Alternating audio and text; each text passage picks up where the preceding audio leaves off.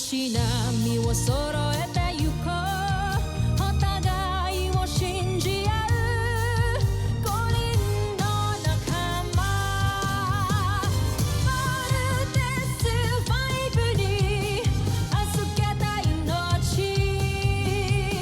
飛ぶぜ宇宙の果てまでもみんなの笑顔ももう近い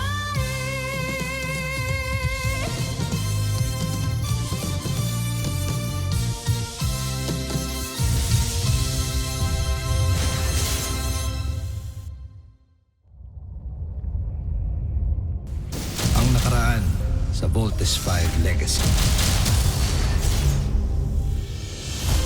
Magiting at buong tapang hinarap ng Voltes 5 ang mga mananakop mula sa Busan. Na ang tanging hangad ay ang mapasailalim sa imperyo ng Bosanya ang buong kalawakan.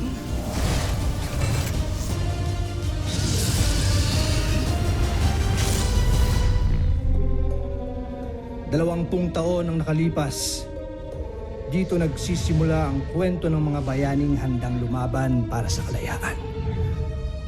Isang kwento ng mga inaapi laban sa mga sakim na mga makapangyarihan.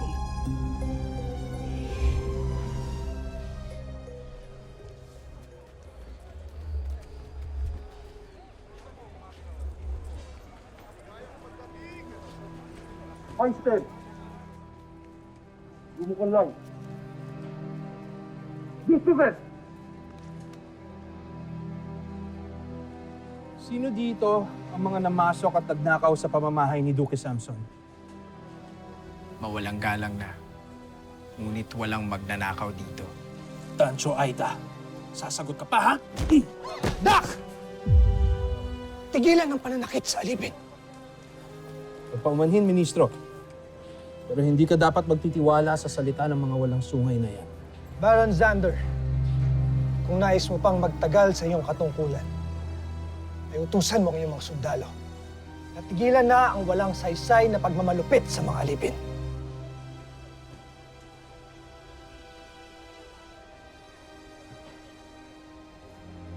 Ministro.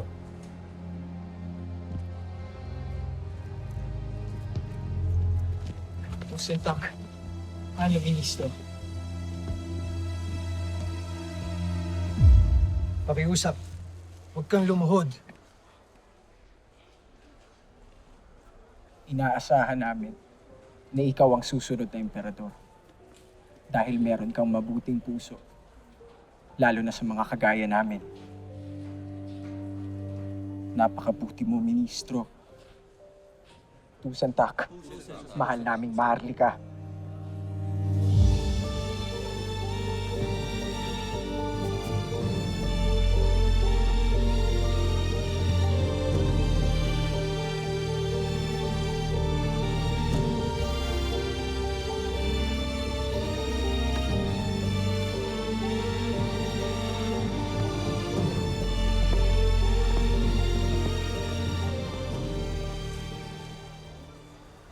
Nakita kong pinahiya ka ni Hrothgar sa harap ng lahat. Zuzabujil, kung ako ang tatanungin, ikaw ang karapat-dapat at takapagmana ng emperador. Dahil ikaw ang anak at hindi ang iyong pinsan. Alam mo, ipinaglaban mo dapat ang iyong karapatan. Para mabansagan akong taksil at maparusahan dahil hindi ko sinunod ang nais at gusto ng aking ama na kahit minsan ay hindi naman ako kinilala. Kung ang ministro ng Agham ang magiging susunod na emperador, natitiyak kong bibigyan niya ng kalayaan ang lahat ng walang sungay. Zambojil, hindi dapat mangyari yun.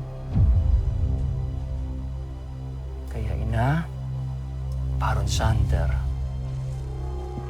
tulungan ninyo ako na masira si Hrothgar sa aking ama. Nang sa ganun ay hindi siya ang maging pinuno ng Busan na paglilingkuran nating lahat.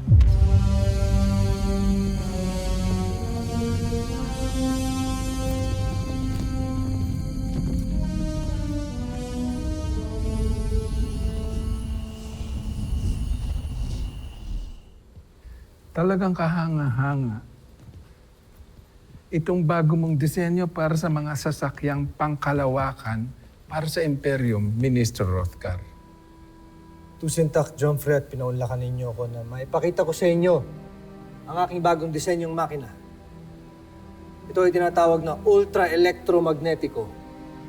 Sa ngayon, ito pa lamang sasakyan na ito may ganitong klaseng teknolohiya. Ngunit handa rin akong ibahagi ito sa buong Busan, maging sa ibang planeta na nangangailangan ng tulong sa teknolohiya para makatulong sa kanila. Maayos talaga ang puso at utak mo, Baron Rothgar. Hindi ka lang matalinong ministro ng agham, mabuti ka rin nilalang na wagas ang puso.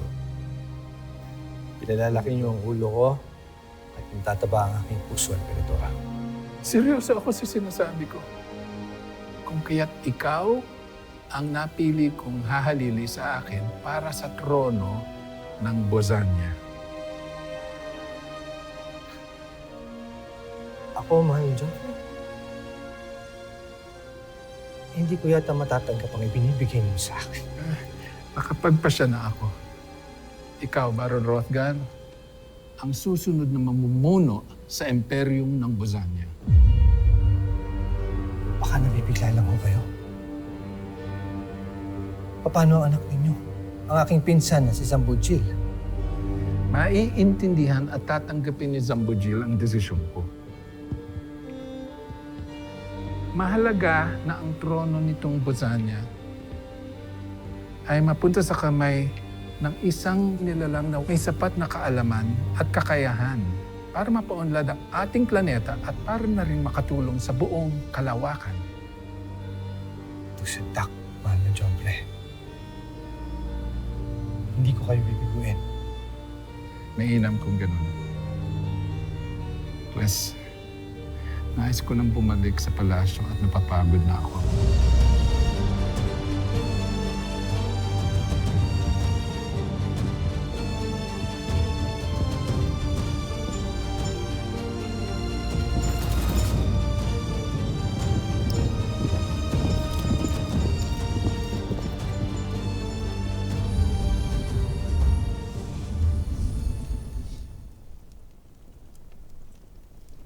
Namatay ang iyong ama na hindi man lang tayo binigyan ng karapatan. Namatay siyang anak ka pa rin sa labas. At ako, hindi niya pinakasalan.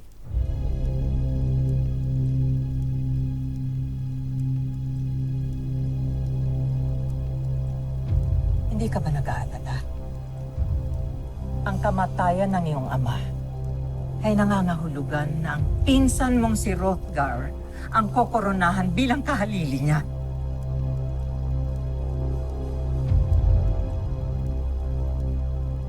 Hindi mangyayari yan, mahal kong ina. Tinitiyak ko, bago mabasbasan si Rothgar, ako at hindi siya ang takdang bagong emperador. Dahil may natuklasan akong lihim tungkol sa kanya mula sa matalik nilang kaibigan, sa manggagamot na si Baden.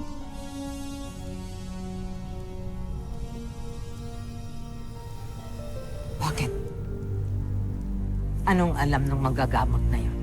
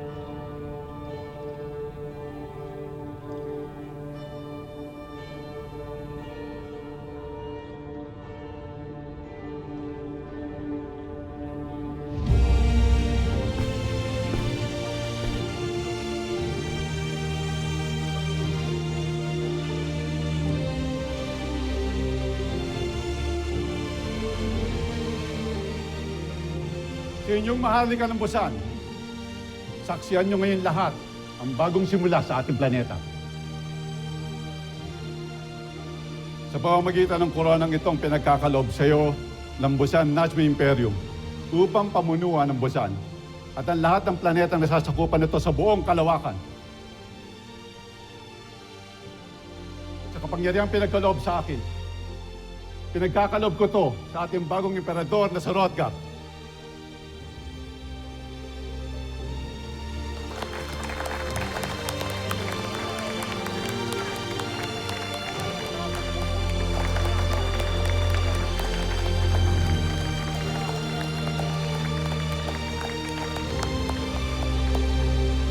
Itigil ang koronasyon!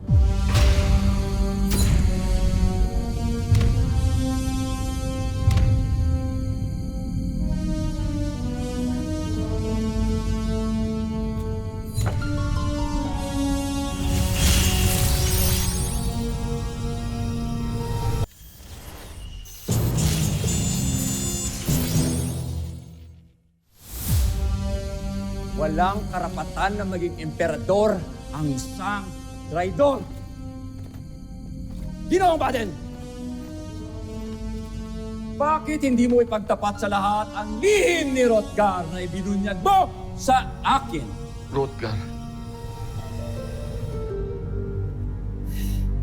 kung hindi ako nagsalita, aarestuhin nila at ikukulong nila ang buo kong pamilya. Tawad. Kancho Aita Sambojil. Ikaw ang traidor. Traidor? Ako?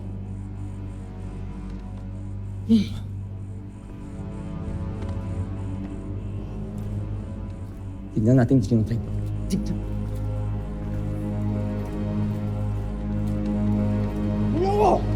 Well, ito ang patunay na matagal na tayong niloloko ni Hrothgar.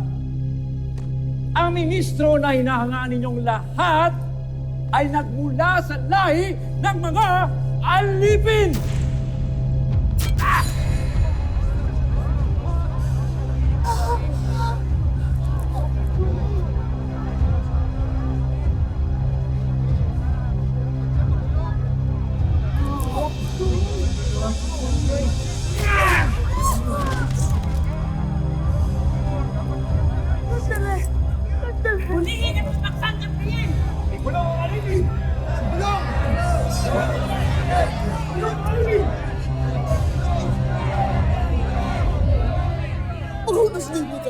Pabayaan niyo kami magpaliwanag!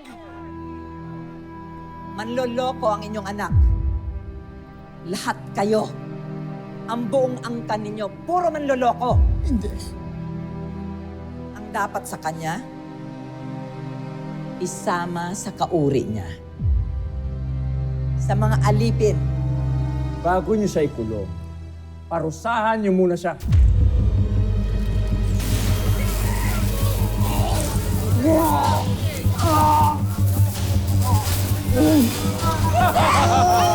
Ikaw ang traidor ng Busan!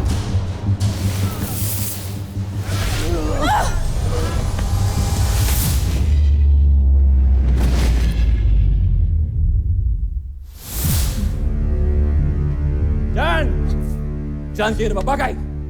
Sa lupa! Alipin!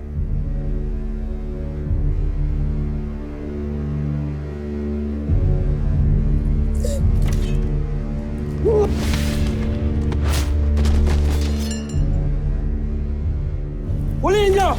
Ikulong niyo! Alipin!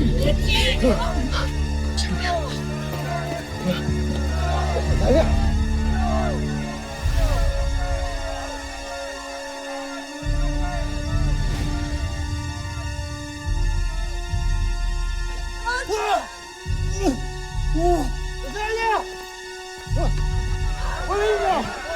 Huliin niyo! Huliin niyo! At ang kanyang asawa, laki rin ang kasalanan nila dahil sa kanilang pakikipagsabuatan kay Hrothgar! Bitiwan mo ako! Gar! Bitiwan mo ako! Bitiwan mo ako! Bitiwan mo ako!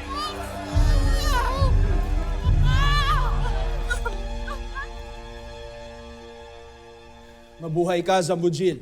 Ang tunay na karapat-dapat na emperador ng Busan. Lieva, Emperador Zambujil. Diba? Yeba! Yeba!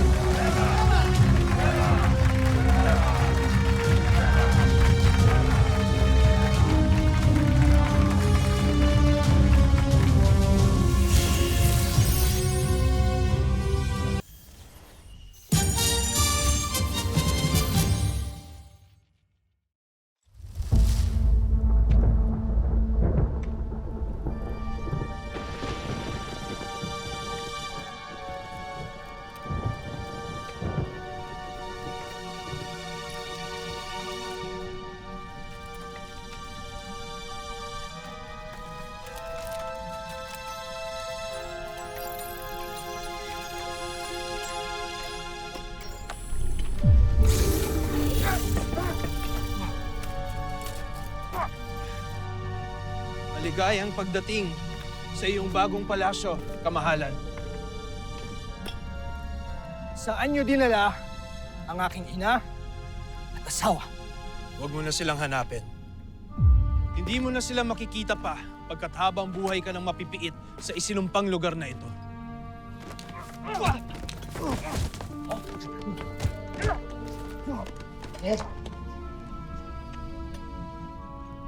Kayo na ang bahala sa ating huwad na Jomfre.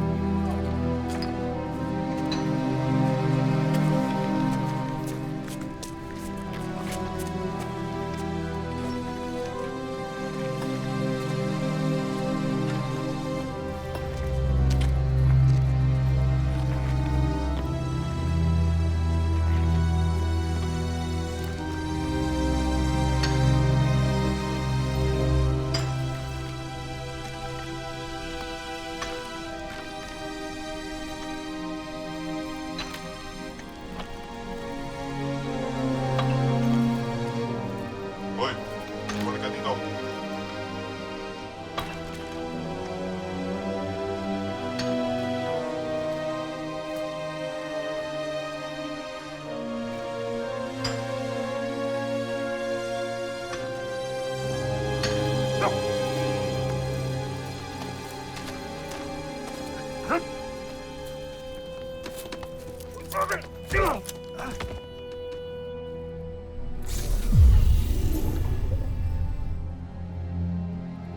Magbigay pugay!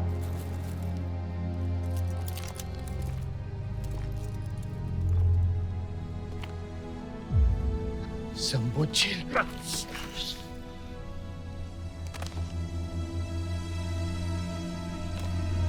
Hrothgar, simula ngayon, kamahalan ang itatawag mo sa akin. Alipin.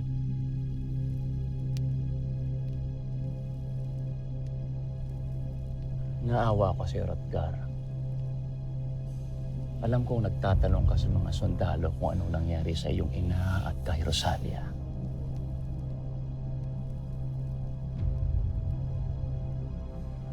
Kung talagang pinahahalagahan mo ang pagiging magkatugo natin, hindi mo ipagkakait kung nasaan sila. Dinala sila sa hardin ng palasyo kaninang umaga.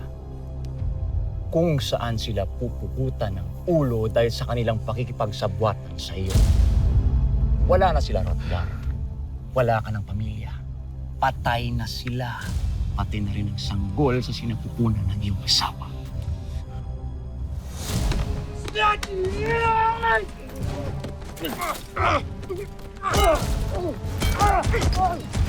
Mag-isa ka na lang ngayon! Mukhang talagang naniwala siya nang sabihin mong patay na ang kanyang asawa tayo. Kung alam niya lang. Vincent!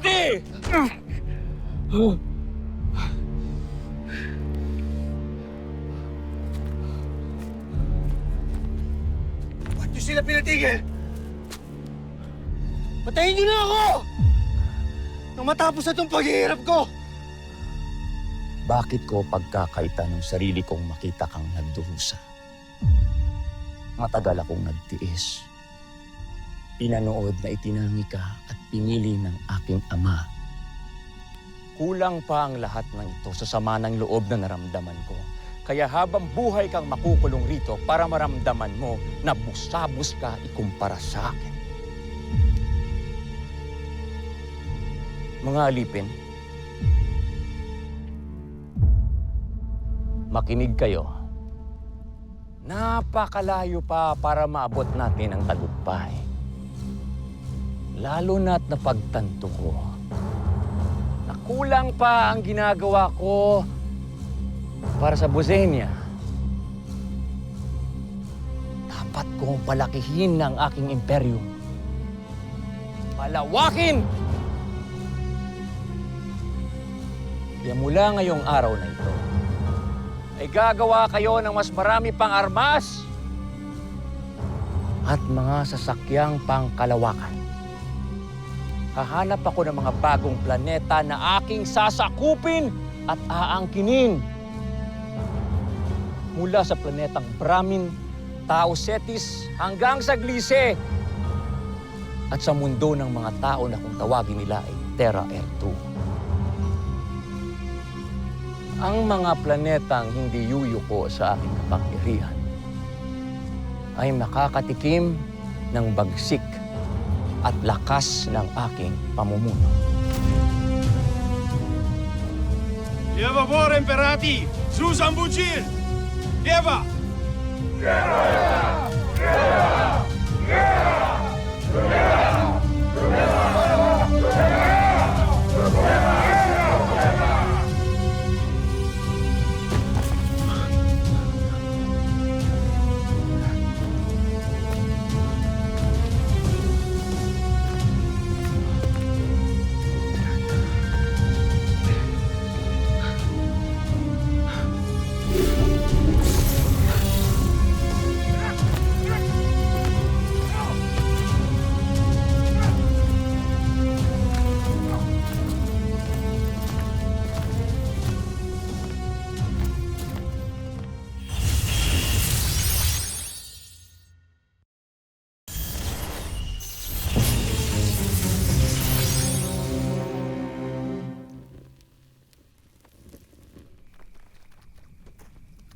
Ministro.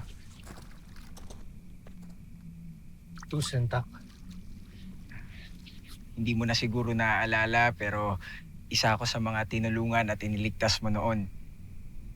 At kaya mo ay tinipon, hinuli rin kami at ipinadala rito. Sama-sama na tayong tatanda at mamamatay dito. Nakita namin ang tapang mo na tapatan si Emperador Zambojil. Nabuhayan kami. Nagpaplano kaming tumakas para labanan ng bagong emperador. Ngunit kakaunti lang kami dahil pinaghiwa-hiwalay ang ibang mga alipin sa ibang minahan. Pero lalaban kami. Wala kayong laban sa kailang puwersa at mga armas. May mga armas kami, pinuno.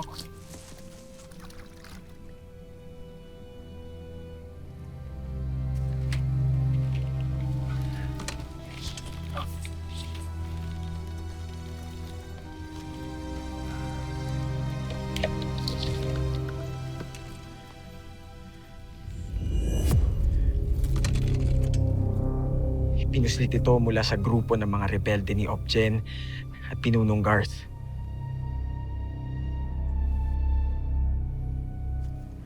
Kung meron kayo nito, bakit hindi pa kayo nag-aklas? Kahit mag-aklas kami, saan kami pupunta?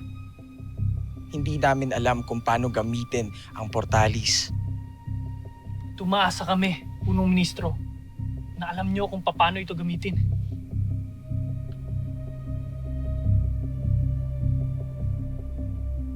Hindi ako papayag dahil ayoko mapahamak pa kayo. Kaya hahayaan mo na lang kanyang malupit na pamumuno. Hahayaan mo na lang kanyang ambisyon na sakupin ng iba pa mga planeta sa buong sangkalawakan. Ilan pa kayang buhay, pamilya o planeta ang wawasakin ng bagong emperador? Kung walang lalaban sa kanya,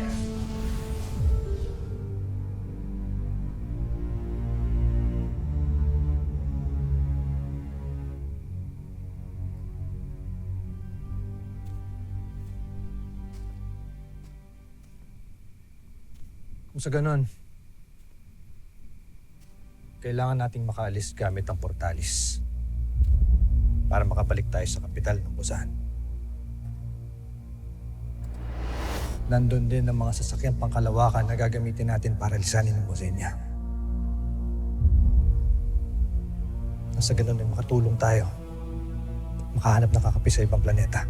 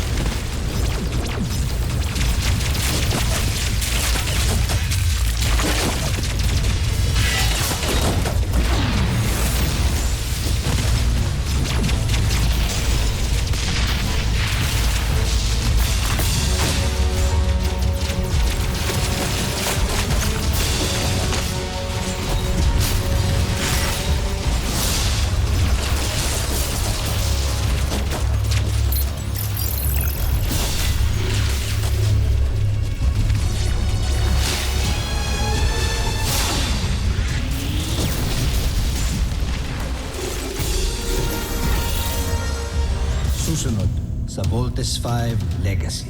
Ikaw ang pag-asa ng himagsikang ito. Hindi ka pwedeng mamatay, kaya iwan mo na kami! Ano ang balita, Baron Samdan? Sa kasamaang palad ay siya'y nakatakas. Pero huwag kayong mag-alala, hindi rin siya magtatagal at mamamatay siya sa kalawakan. Rosalia, Ina, ituro ninyo sa akin kung saan ako dapat magtungo. Mababata ako to eh! Steve, kamusta? I'm Mark. Mark Gordon. Pangahawakan ko ang pangako mo. Ihintayin ka namin.